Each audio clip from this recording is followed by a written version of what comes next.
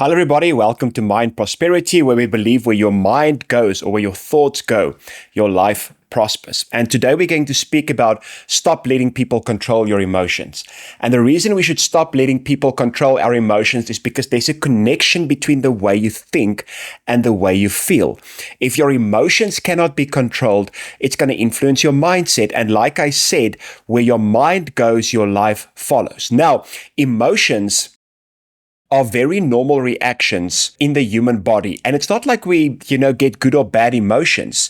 Fear can be a good emotion if we use it correctly. Anger can be a good emotion if we use it correctly. Happiness can be a bad emotion if we use it incorrectly. So emotional intelligence is not about feeling happy or feeling good all the time. It's knowing how to manage and master your emotions, because if you manage and master your emotions correctly, you can manage and master your mindset correctly. But a lot of times, when people come and they trigger our emotional reactions, the emotional reactions that cannot be managed or mastered will influence the mindset, and your mind will influence your life. Now, here's the thing. You have to take responsibility when you are bothered by somebody else, because your emotional reaction to what other people do is not their responsibility, it's yours. So a lot of times we blame, and yes, they might have done something to upset us.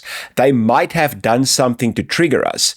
But even if they have done something to upset us, even if they have done something to trigger us, it is still our responsibility to manage and master our mindset correctly. Therefore, we have to stop blaming.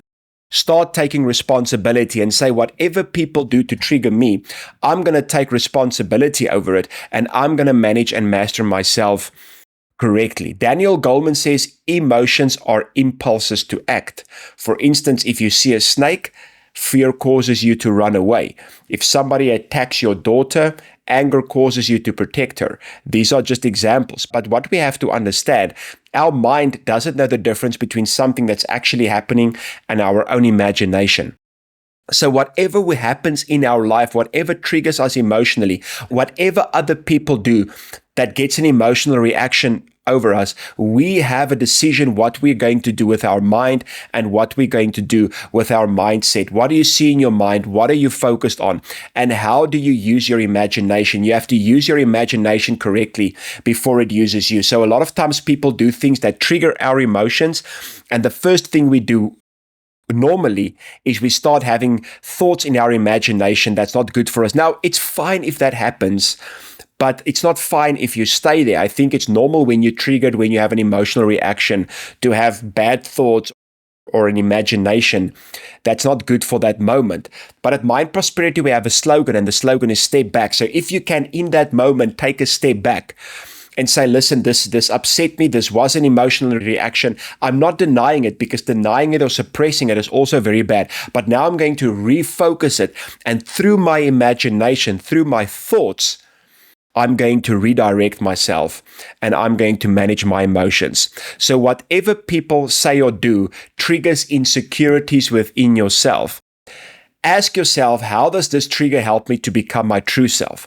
Psychologist Carl Jung spoke about the shadow, and the shadow are the parts of you that are true to yourself, that is really you, that you've suppressed or repressed. And Carl Jung said the only way you can become your true self is to see these suppressed or repressed things in us has to be integrated into the true self. So a lot of times when people trigger us, they're actually triggering insecurities within ourselves. Therefore, instead of blaming the person, ask yourself the question, what insecurities have been triggered on the inside of me? How do I integrate it, and how do I become my true self in the process? And from there, we stop imagining the worst and we start imagining the best. We have to move our focus, we have to move our imagination, we have to move our decision and start to say, now you don't have to verbally say this, but in your own mind, in your own thoughts, you can say, thank you for triggering me, because this exposed something on the inside of me. This helps me to become stronger. Now I can use my imagination and train my imagination to think the best, expect the best, and hope for the best. So whatever causes you to fear is the same thing that causes peace and joy. What is that? Your thoughts and your imagination, or your mindset. So if you say today, listen, I'm going to feel my emotions. I'm going to acknowledge my emotions, but I'm not going to let it control me. I'm not going to stay there. I'm not going to suppress or repress it, but I'm also not going to stay there. I'm going to take a step back. I'm going to evaluate it. I'm going to process it. But in every single moment, whenever I'm emotionally triggered, whenever people say things, I'm going to use my emotions and I'm going to use my mindset in the right way to think and hope and believe for the best. This is how I'm going to get stronger and stronger and stronger and stronger. So I'm not going to call people toxic anymore, although they might be, but I'm going to call people teacher, because you're teaching me to heal. You're teaching me to grow. You're teaching me to train my imagination. You're teaching me to treat my mindset to become strong. And then where your strong mindset goes, your life will go. Thank you so much for watching.